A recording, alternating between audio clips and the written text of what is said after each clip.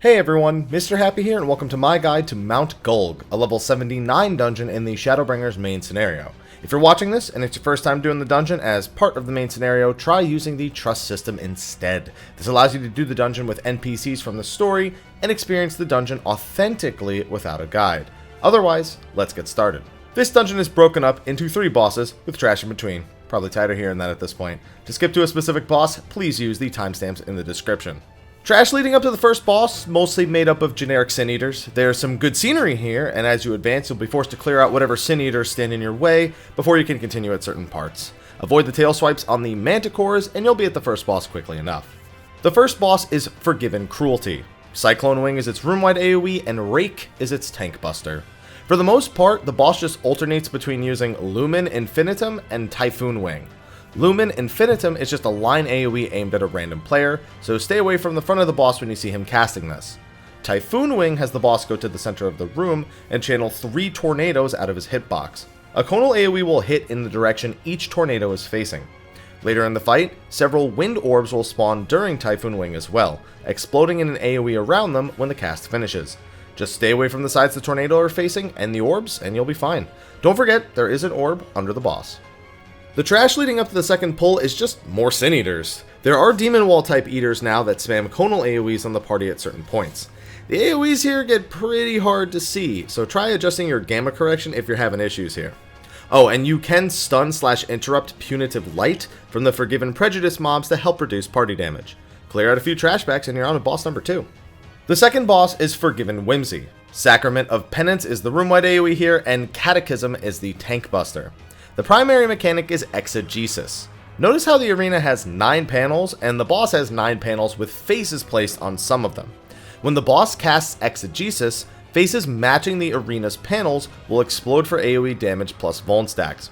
I just really look at the bottom row of faces on the boss, and make sure not to stand on the panels directly in front of those faces.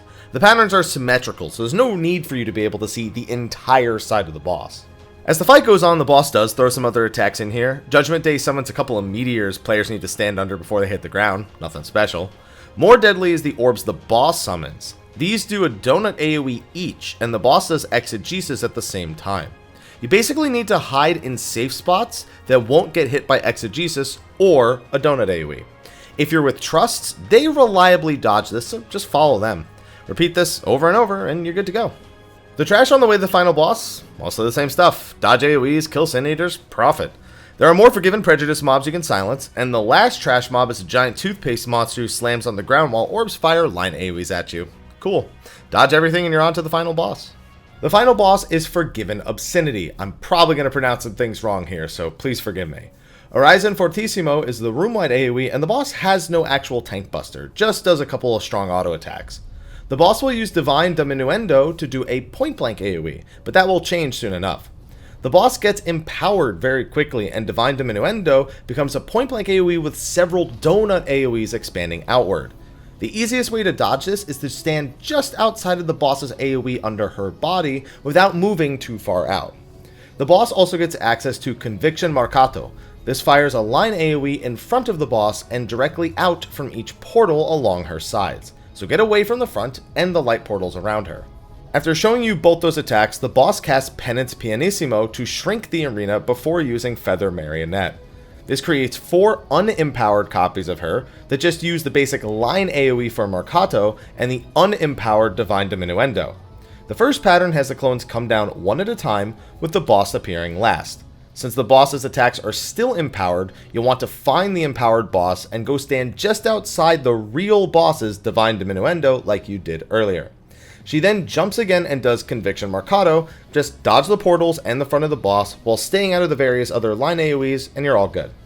The only other attack here is Solitaire Ring. Forgiven Obscenity jumps and summons 6 orbs followed by a gradual pattern of rings. When the orbs begin progressing through the room, they'll fire off a line AoE when they touch the rings. There's a few different patterns you can get here, but the rules are the same regardless. Go to the rings farthest from the orbs, wait for other AoEs to go off, then move. Do this, repeat everything as it happens, and you'll win easily. Hey, so making a quick edit to this and re-releasing it on YouTube, apologies for the spam, but there is actually a tank buster. It's just so late in the fight, I hadn't noticed it. The first tank buster won't happen until after the first solitaire ring finishes, and it's called Sacrament Sforzando. It's just going to be a hard-hitting tank buster, so if the fight drags on too long, you'll see it. If you kill it quick, you probably won't.